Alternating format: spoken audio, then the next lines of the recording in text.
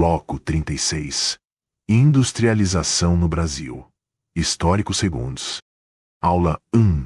Industrialização, após 1930, era Vargas, criação da CSN, Petrobras, BNDES.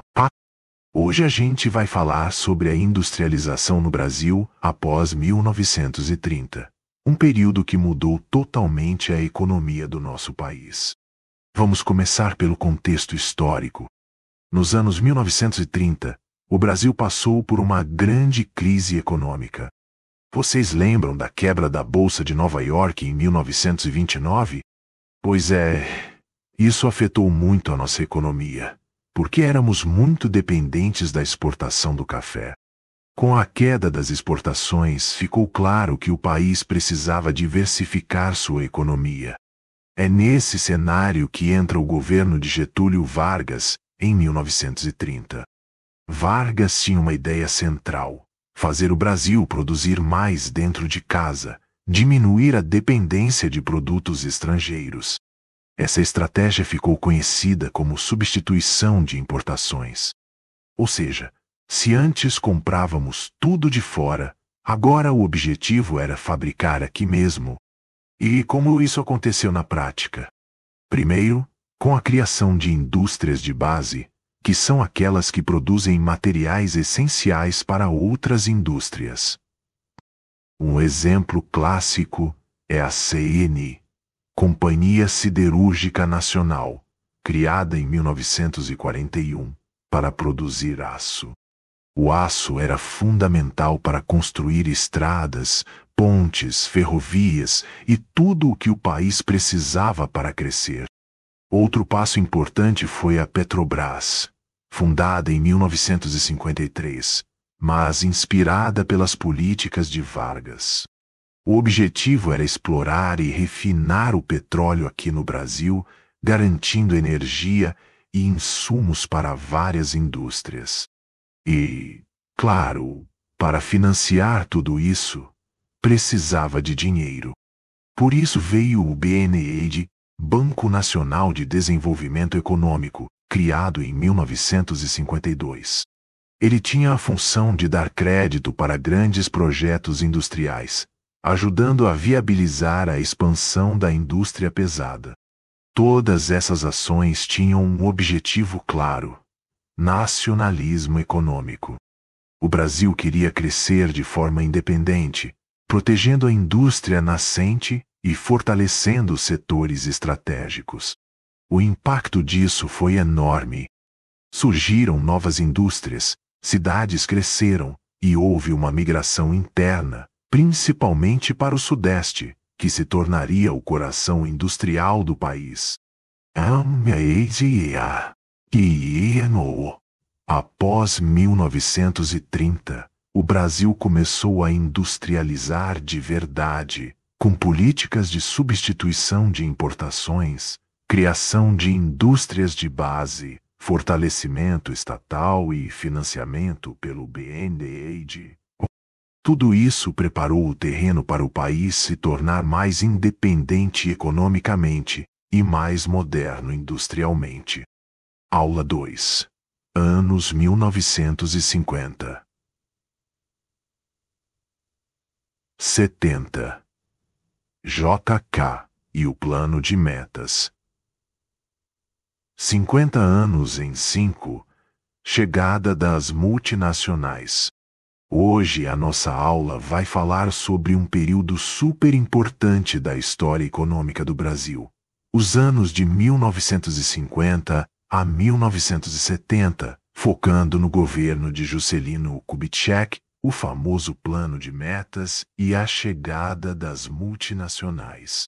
Vamos começar pelo governo de JK, que ficou no poder de 1956 a 1961. Ele tinha um slogan que ficou famoso até hoje: 50 anos em 5. E o que isso significa? Basicamente, JK queria que o Brasil em 5 anos avançasse economicamente e tecnologicamente como se fosse 50. Era uma verdadeira corrida pelo desenvolvimento.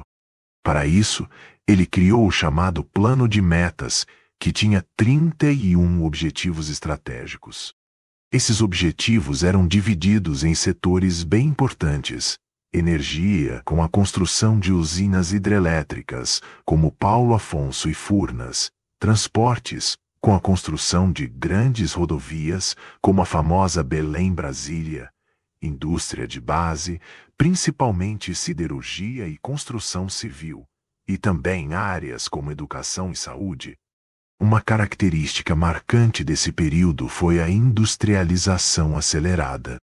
O Sudeste começou a se tornar o coração industrial do país.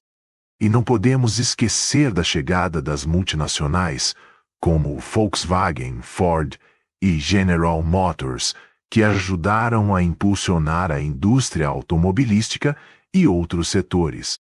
O crescimento industrial trouxe muitas mudanças. As cidades cresceram rapidamente. O consumo interno aumentou. E, claro, a economia começou a se modernizar de forma acelerada. Mas nem tudo foi positivo. Para financiar esse crescimento, o governo recorreu a empréstimos externos e ao capital estrangeiro.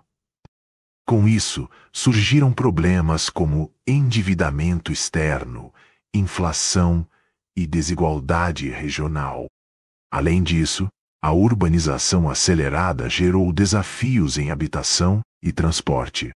E é nesse contexto que surge também Brasília, a nova capital, símbolo do projeto de modernização e integração nacional. Ela representava de forma física a ideia de progresso e inovação do governo JK. Resumindo, o governo JK e o Plano de Metas foram fundamentais para acelerar o desenvolvimento industrial do Brasil, trazer as multinacionais, modernizar a infraestrutura e mudar a cara das cidades, mas também geraram desafios econômicos e sociais que o país ainda precisaria enfrentar. Aula 3. Período Militar, 1964-85. Crescimento acelerado e concentração no Sudeste. Hoje vamos falar sobre um período muito importante da história econômica do Brasil, o período militar, de 1964 a 1985, e como ele impactou o crescimento do país.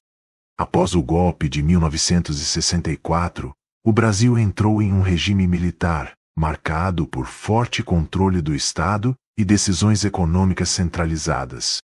Um dos grandes objetivos desse governo era acelerar o crescimento do país.